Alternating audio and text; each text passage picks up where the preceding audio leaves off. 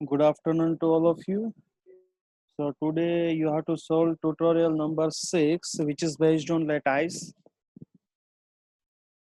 So there are number of questions.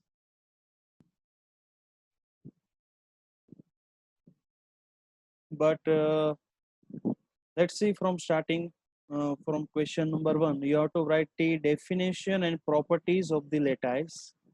Question number 2 is also simple. You have to write the definition of the sublattice. If you write both the definition, then you will get idea and you will get logic also. So definition is compulsory. Question number 3 that we have discussed in class also. If you have D suffix some number like D12, D15, D16, D17 and that we have solved earlier also कि आपको वहाँ पर set बनाना होगा divisible वाला जो 12 को divide करे the element which can divide 15 also, 16 also, 17 also. Question number 4 you have to write the सब लेटाइस ऑफ द 5 एलिमेंट. यहाँ पर आपको 5-5 की पेयर बनानी है सब लेटाइस की. सब लेटाइस हमें पता है कि सब लेटाइस क्या है, जिसका जॉइन और मीट जो है वो सब लेटाइस जो हमने लिया उसके अंदर आना चाहिए. आप डेफिनेशन लिखोगे you can get idea also. Complement अभी हमने डिस्कस किया था लास्ट लेक्चर में. उसके बाद डिस्ट्रीब्यूटिव है कि नहीं, कॉम्प्लीमेंटेड है कि नहीं, जो ऑलरेडी डिस्कस हो चुका है. और फिगर के अंदर ध्यान से देखो ये वाला जो पार्ट है A B and this one is C. C के ऊपर आपको ई दिया है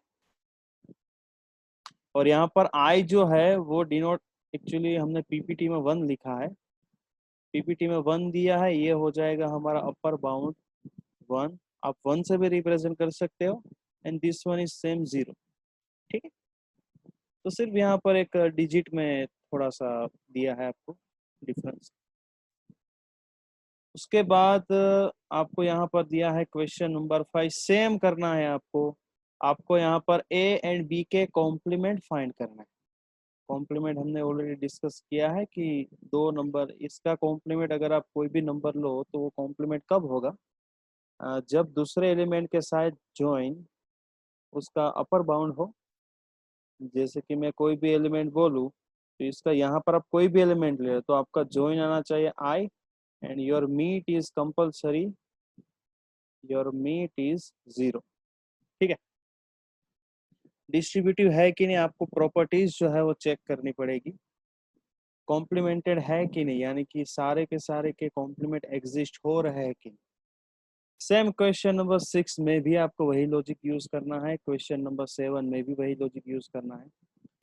क्वेश्चन नंबर 8 आपको यहाँ पर दिया है, क्वेश्चन नंबर 8 यहाँ पर आपको दिया है D16, क्वेश्चन नंबर 8 दिया है D16। ठीक है, सो आपको पहले क्या ड्रॉ करना है यहाँ पर, first of all you have to draw the diagram. Diagram यानी कौन सा डायग्राम, हैश डायग्राम। आपको यहाँ पर इसका पहले हैश डायग्राम बनाना है, उसके बाद आपको यहाँ पर 2 and 10 जो है, 2 and 10 उन दोनों के आपको यहाँ पर फाइंड करना है कॉम्प्लीमेंट। आपको यहाँ पर 2 and 10 जो है इसके यहाँ पर काउंट करना है, फाइंड करना है कॉम्प्लीमेंट इफ एग्जिस्ट।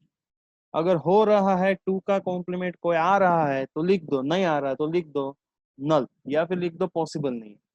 ठीक है, लिख दो नहीं, नहीं है पॉसिबल, एग्जिस्ट नहीं है, ऐसा कुछ भी लिख सकते हो आप। 0 मत लिखना बस, 0 क्योंकि यहाँ पर नंबर मेजर करेगा तो कोई कॉम्प्लीमेंट 0 मत लिखना। 2 का कॉम्प्लीमेंट ये हो गया 5, या फिर लिख दो complement of 2 is not possible, not exist, not define वगैरह। So there are, this one is tutorial number 6. Next Wednesday I will give you tutorial number 7 which is based on lattice. So lattice का पहला tutorial है, दूसरा tutorial देना बाकी है। और हमारा ये एग्जाम जो है मैंने ऑलरेडी डिस्कस कर दिया है, व्हाट्सएप में भी मैसेज किया आपको, गूगल क्लासरूम में भी मैसेज किया है, और फ्राइडे को हमारा चैप्टर भी खत्म हो जाएगा। ऑलमोस्ट 90% कंप्लीट हो चुका है, सिर्फ 2 पॉइंट बताने बाकी है, वो मॉड्यूलर क्या है, उसके बाद बुलियन एल्जेब्रा वाला एक है टॉपिक, तो वो फ्राइडे पूरा का पूरा डिस्कस हो जाएगा। तो this one is simple tutorial, आपको इसको सॉल्व करना है। और मैंने ऑलरेडी आपको ये पीडीएफ जो है ऑलरेडी मैंने अपलोड कर दी है, इसको मैंने अपलोड कर दी है गूगल क्लासरूम में। आई थिंक 140 को मैंने अपलोड कर दी थी ऑलरेडी, शेड्यूल कर दिया था मैंने, तो ऑलरेडी अपलोड हो चुकी है। Everyone clear? हाँ उसके बाद yes, sir. लास्ट, यस,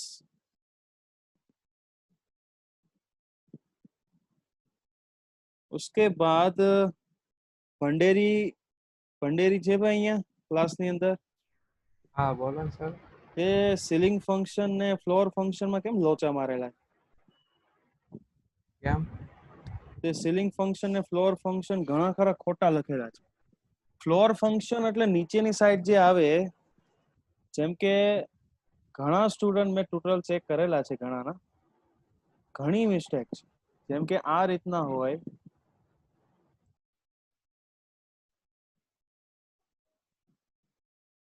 આને કહેવાય ફ્લોર ફંક્શન, બરોબર?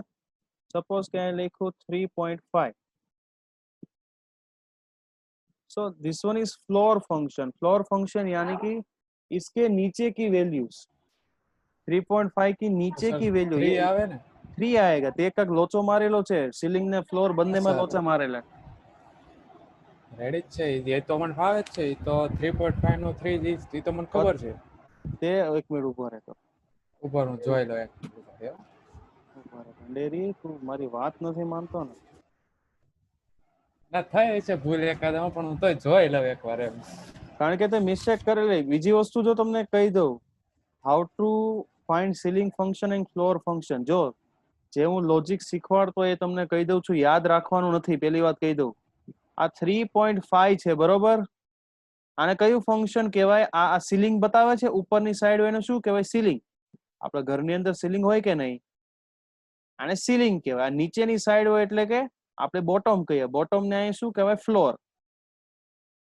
ઓકે, તો સીલિંગ ફંક્શન એટલે કે તમને જે ડિજિટ આપેલી છે એનાથી મોટી ડિજિટ, તો અહીંયા આવશે 4, અહીંયા આવશે 3.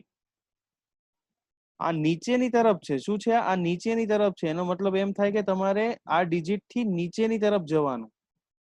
ફ્લોર એટલે કે ઉપરની તરફ, અને ઉપરની તરફ આવતો નજીકમાં નજીકનો ઇન્ટીજર, તો 3.5 થી મોટો ઇન્ટીજર કયો આવશે? 4. અને 3.5 થી નીચેનો ઇન્ટીજર કયો આવશે? 3. તું ચેક કરજે, તે મેં 2-4 એમાં જોયું તું, તે ઘણી થોડી મિસ્ટેક થઈ ગઈ હોય એવું હા કઈ સર, આ નથી. 2-3 માં છે મિસ્ટેક. એક માઇનસ વાળામાં છે, પછી એક 6.3 વાળામાં છે. પણ તે તું ભંડેરી માનવા તૈયાર જ નહોતો ને. ના સર, હું નહીં કાઈ નહીં, નહીં, થઈ તું ગયું ભૂલ, માનતો જ બરાબર. નહોતો. તારે વાત માનવી જ નથી. હે ના ભંડેરી? ના ભાઈ, નહીં સર, 3 આમ માં નો ભૂલ છે, હોય. તમારી વાત બરોબર. 3 માં મિસ્ટેક નીકળી કે ન નીકળી? હા, નીકળે હો. ઈ માઇનસ હોય ને એટલે એવું જ હોય. એવું ના, કાંઈ હોય માઇનસ નહીં ભાઈ. વાળામાં ભૂલ થઈ હતી. ખેની બોલ્યો ને, ના માઇનસમાં કાંઈ લોજિક ન હોય. જો હું તમને એક વસ્તુ યાદ એવું નથી સર, હા, માઇનસ સમજી હોય ને ગયો. એટલે અટવાઈ જાય. નહીં, જો એવું તો અટવાવાની વાત મહેરબાની કરીને કરતો ને અત્યારે. આ સંખ્યા રેખા છે. હવે અટવાવ છો કેમ એનું કારણ કહો. હવે અહીંયા ધ્યાન રાખવાનું. અહીંયા દાખલા તરીકે -2 આવ્યું, અહીંયા આવ્યું -1, અહીંયા આવ્યું 0, અહીંયા આવ્યું 1. જ્યારે પણ માઇનસ આવે ને ત્યારે કઈ રીતના યાદ રાખવાનું જોઈ લો. સપોઝ કે તમને અહીંયા આપેલું છે -1/2, એટલે કે શું આવ્યું? 0.5. 0.5 -0.5 છે. ઓકે, સો -0.5 થી નાનો ઇન્ટીજર, એટલે કે -0.5 થી નજીક હોય. હવે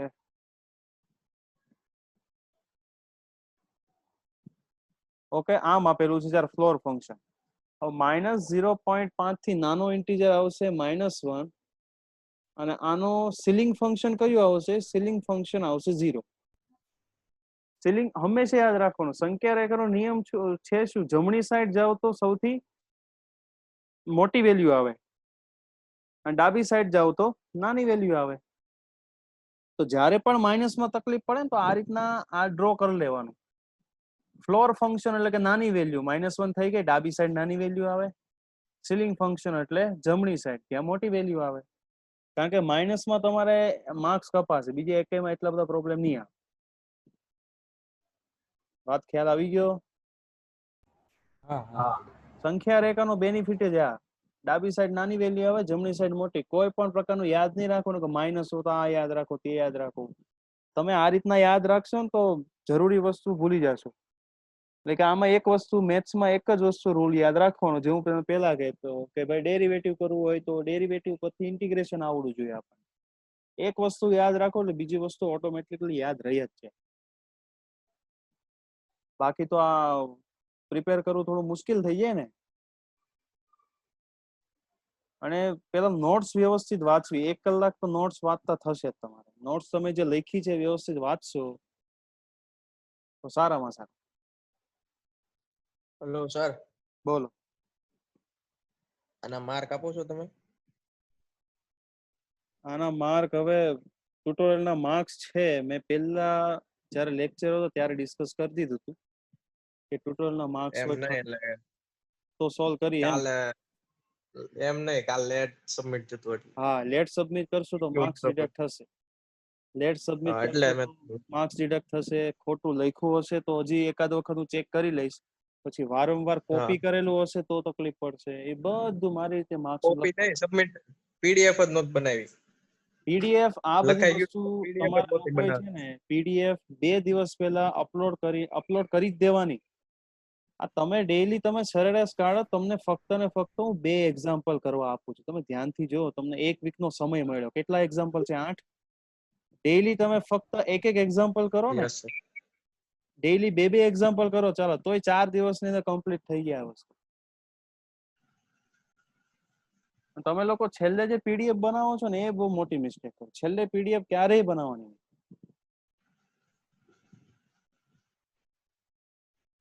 તો હું તમને બીજો એક બીએસસી આઈટી વાળા ટ્યુટોરિયલ બતાવું તમને. એનું પણ ટ્યુટોરિયલ છે ને આ ટાઈપનું જ છે. એટલે મારો કહેવાનો મીનિંગ શું છે કે તમે લોકો જે લાસ્ટમાં જે કરો છો ને એ બસ છોડી દો.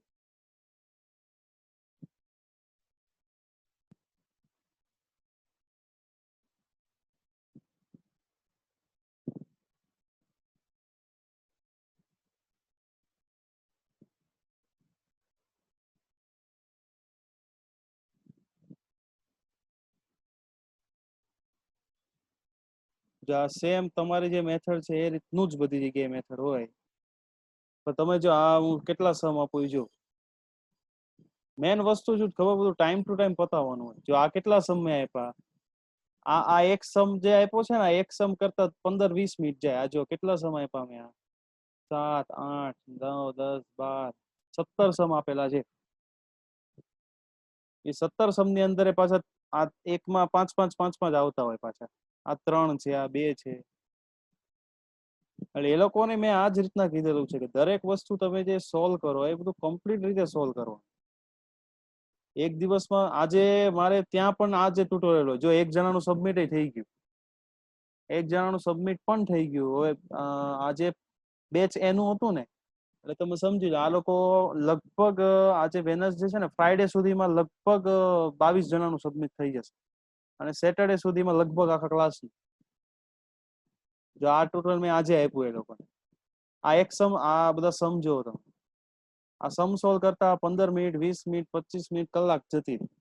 એટલે કહેવાનો મિનિંગ શું છે તમારે, કે તમારે આની અંદર થોડુંક મેનેજમેન્ટ કરવું પડે.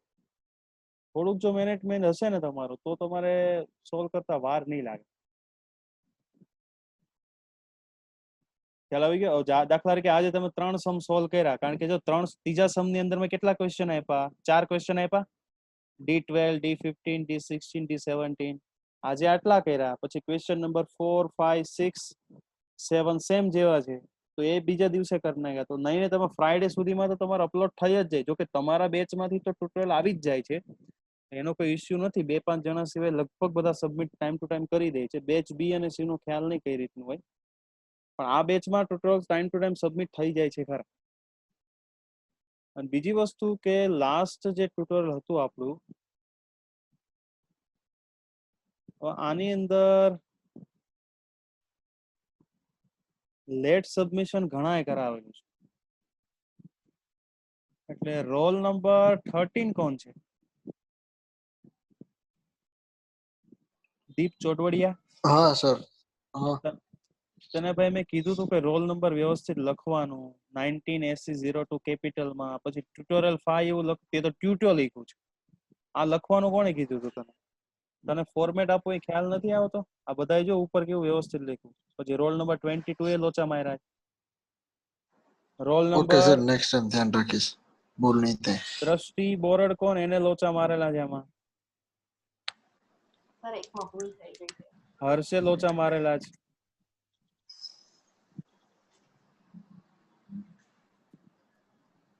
બાકી તો ઘણું વ્યવસ્થિત છે જ. પછી ભંડેરી કઈ ગયો? ભંડેરી તો પાછું માને નહીં ને આપણી વાત. હા ભંડેરી. હા સર, ભૂલ સુધાર નાખી બુકમાં. સુધાર નાખી ને તો હા. બરોબર. બાકી આમાં બતાવો અત્યારે. હા છે હવે. હવે ધ્યાન રાખજે, બરોબર? ધ્યાન રાખજો ભાઈ હવે. હા ભાઈ, શાંતિ. નહીં, એના માર્ક્સ મૂકવાના બાકી જ મારે, ટેન્શન લેવા. ખ્યાલ આવી ગયો? હા લે હવે એમાં. ભંડેરી તારા નહીં, જે બોલ્યો ને એના. સો સિમ્પલ ટ્યુટોરિયલ છે, કોઈ એટલી વાર લાગવી ન જોઈએ સોલ્વ કરવામાં. અને બધા પોતપોતાના અત્યારે ફ્રન્ટ કેમેરા ઓન કરો. જેના નથી કેમેરો નો હોય તો ચેટમાં નંબર લખી દે અત્યારે. સેલ્ફી લેતી વખતે તો કોઈને પ્રોબ્લેમ નથી પડતો, અત્યારે બધાને કેમેરાની પ્રોબ્લેમ છે. એવું નથી સર. એવું જ છે ભાઈ. ના ના sir.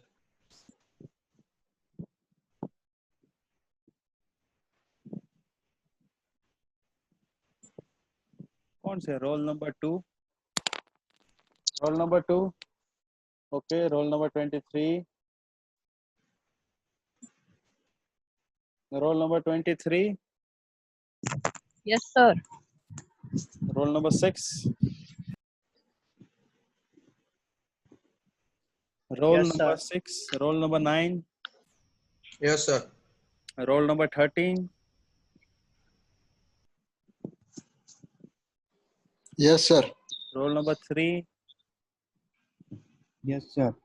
roll number 15, Present. 18, roll number 18, Present, sir. roll number 17, Yes, sir. roll number 25. Yes, sir. હવે પોતપોતાના માઇક છે એ પેલા તમે લોકો મ્યુટ કરી દો, હું એટેન્ડન્સ લઈ લઉં છું. આટલા લોકોના કેમેરાસ બંધ છે ને.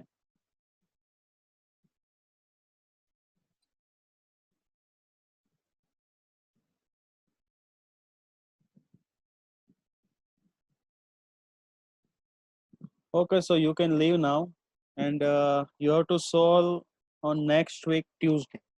જે નેક્સ્ટ ટ્યુઝડે આવે ત્યારે તમારે અપલોડ કરવાનું છે. ઓલરેડી ગૂગલ ક્લાસરૂમમાં મેન્શન છે જ. ઓકે